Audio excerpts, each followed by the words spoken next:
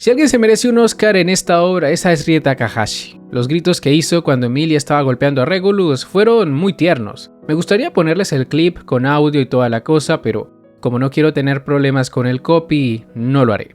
Pero quédense con que Emilia fue la MVP de este capítulo.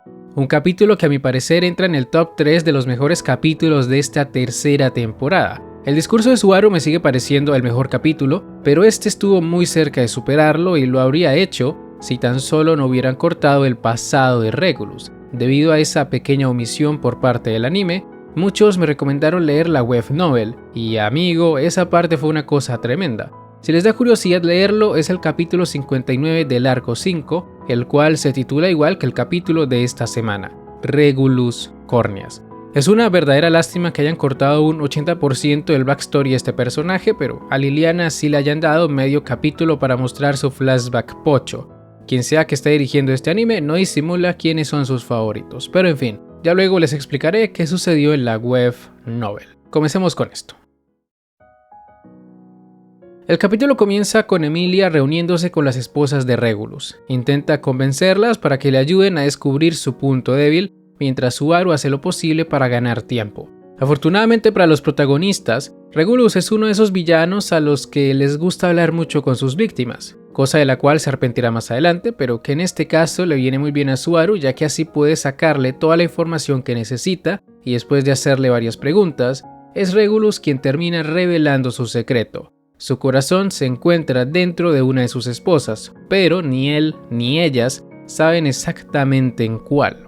Al villano se le ve muy confiado por esto, más que nada porque no había forma de que el protagonista le comunicara a los demás esta información, pero Regulus no contaba con que a Emilia le gustara disfrutar de los pechos de otras mujeres, y tras recostar su cabeza contra el pecho de Sylphie, así se llamaba la chica rubia con la voz de Kaguya, la elfa se dio cuenta al instante de su secreto. Tal como habíamos especulado, las esposas eran similares a los Horrocrux de Harry Potter. Regulus había pegado parte de su corazón en una de ellas, y si ésta llegaba a morir, el corazón se movería a otra y así sucesivamente.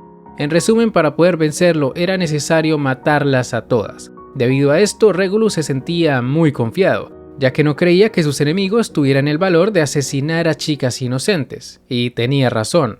Reinhardt no iba a matarlas, Subaru tampoco, y Emilia mucho menos. O eso es lo que creíamos al principio, ya que en un giro completamente inesperado de los acontecimientos, la elfa se marcaría 53 kills. Tras ver que estas mujeres estaban cansadas de vivir con miedo y de que incluso estaban dispuestas a suicidarse con tal de que Regulus fuera derrotado, Emilia decidió cargar con el peso de sus muertes. Y debo decir que esta decisión de Emilia me sorprendió bastante. Sabía que ella iba a tener un desarrollo importante en esta parte de la historia, pero no pensé que fuera así de bárbaro. Igual se me había olvidado que congelar personas no necesariamente aseguraba la muerte de estas, al menos en la ficción, en la vida real sí te mueres.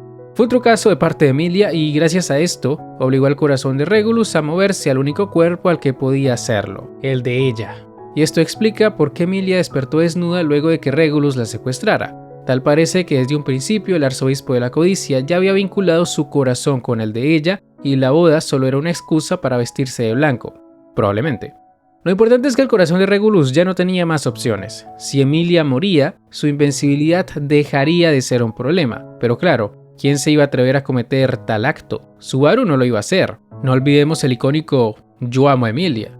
Además de que no se iba a permitir revivir aquel trauma de la primera temporada donde la había asesinado tras decirle que podía volver de la muerte. Afortunadamente para nuestros héroes, de nuevo Regulus pecó de parlanchín y como se puso a hablar de Petel, de cómo él era diferente a ese inepto, esto hizo que Subaru recordara que aún tenía cierto poder bajo la manga, la mano oculta, y con ella conseguiría extraer el corazón de Regulus sin lastimar a Emilia. Importante mencionar que aquí es donde tenemos esa bonita escena con Betelgeuse, donde de forma simbólica nos dan a entender que finalmente pudo proteger a Emilia. Como todos saben, la historia de Petel fue bastante trágica y esta escena sirve para redimirlo. Una vez Regulus pierde su invencibilidad ilimitada, Emilia aprovecha para desquitarse por todo lo que le hizo a sus 53 esposas. En esta parte es donde tenemos a Rie dándolo todo con su interpretación y bueno, fue una escena muy satisfactoria, aunque no tanto para Regulus, quien no había sentido dolor desde hacía más de 100 años. Emilia le pegó tan duro que le hizo recordar lo que significaba ser mortal, y cuando Reinhardt lo mandó a volar, el tipo reflexiona sobre lo estúpido que fue en esta batalla al no haber eliminado a sus enemigos cuando pudo hacerlo, y es que se confió demasiado, hasta los dejaba hablar cuando estaban enfrente de él. Haber sido invencible durante tanto tiempo lo había vuelto así de arrogante, además de que según la web novel, al hombre no le gustaba escuchar gritos de dolor ni ver rostros desesperados. Por eso no intentaba herir a los protagonistas, sino más bien intentaba matarlos de un solo golpe. También hay que decir que en esta parte el personaje se siente muy patético en el anime, es decir, también es patético en la novela, pero no tanto. Me gusta la escena con las esposas riéndose de él, pero en la web novel, más que perderse en sus lamentos, el tipo habla sobre cómo se convirtió en lo que es, y no muestra ningún arrepentimiento por ello. Que no es que en el anime muestre arrepentimiento, pero sí se le ve completamente destruido por las risas de sus esposas. En la web novel, él menciona que su infancia fue muy dura. Su padre gastaba el poco dinero que ganaba en alcohol, su madre se la pasaba quejándose todo el día, y sus hermanos no hacían más que mirar con voracidad la porción que le pertenecía por derecho. Según él, todos en su aldea lo trataban como un idiota, y por eso cuando obtuvo la autoridad de la codicia, los mató a todos. Es una historia de origen brutal, pero está algo distorsionada, esto por culpa de la retorcida personalidad de Regulus, ya que en realidad su familia no era para nada abusiva. Ese padre que gastaba el poco dinero que ganaba en alcohol, también le daba regalos de vez en cuando. Esa madre que solo se quejaba, constantemente se disculpaba por haberlo molestado, y esos hermanos que no dejaban de observar lo que era suyo, solían darle de su comida cuando él dejaba caer por accidente la suya. Eran buenas personas, gente amable y compasiva, pero para Regulus eso era lo peor. Compadecerse de él significaba que lo veían como un inútil, como alguien inferior, y eso no lo podía soportar. Mientras seguía en el aire, no dejaba de autoconvencerse de que había hecho lo correcto al matar a su familia y a todos aquellos que intentaron ser amables con él. En su distorsionada visión del mundo, él no era ningún villano, solo estaba haciendo lo que cualquier persona habría hecho luego de ser despreciado. Regulus estaba bastante loco. Por ejemplo, solo se casaba con chicas vírgenes porque para él las actividades reproductivas eran los actos más repugnantes. En la novela se explica mucho de su accionar, y es interesante saber que el tipo tenía toda la intención de destruir Priestella con todo y arzobispos, pero no pudo hacerlo porque justo en ese momento Reinhardt se paró sobre su espalda y lo mandó contra el suelo, cosa que en el anime es muy diferente ya que el tipo se estaba tomando de la cabeza porque no podía soportar las risas de sus esposas. ¿Ven la diferencia? Pero bueno, pasemos a su muerte. La muerte de este personaje es una de las muertes más crudas y satisfactorias que he visto.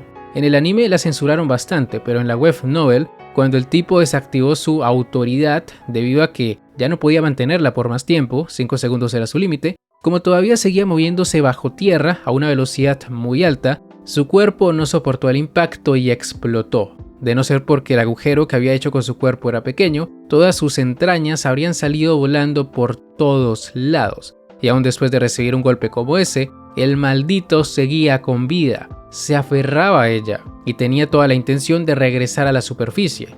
Quería ver la cara que ponían sus enemigos al saber que su victoria había sido efímera.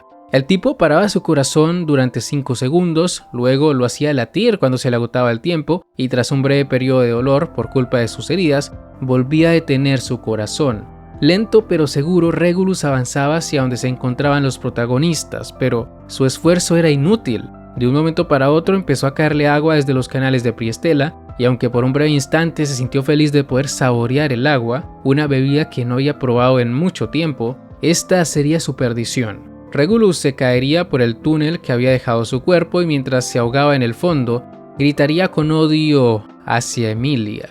La idea de que ella se sintiera satisfecha por haber vengado a su madre y a Betelgeuse le parecía insoportable, pero ya era tarde para él. Por más que usara su autoridad, su cuerpo ya estaba en su límite y tras parar por última vez su corazón, moriría ahogado. Esto último sí se mostró en el anime, pero como les digo, en la web novel fue una cosa bárbara. Regulus murió maldiciendo el hecho de que su muerte pudiera tener un impacto enorme en el corazón de Emilia, pero a diferencia suya, la elfa ni siquiera pudo recordar dónde lo había conocido. Regulus Corneas no había dejado ninguna impresión en Emilia.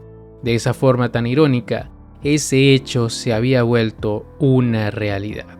Tremendo, ¿no? Es por eso que me resulta tan satisfactoria la muerte de este personaje, ya que para Emilia Regulus solo fue un sujeto loco que conoció en su visita a Priestella, y más que sentirse satisfecha por su muerte, solo sintió pena, uno de los sentimientos que el pequeño rey más odiaba en el mundo.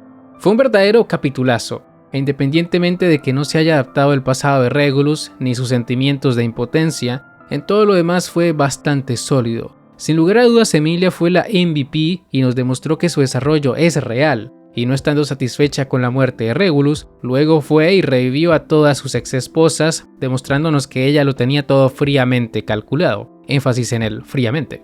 Definitivamente Emilia es la cabra, pero bueno, ahora solo nos queda esperar que el siguiente capítulo sea igual de bueno que este.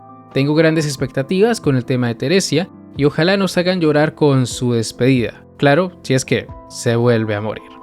Y ya está, gente.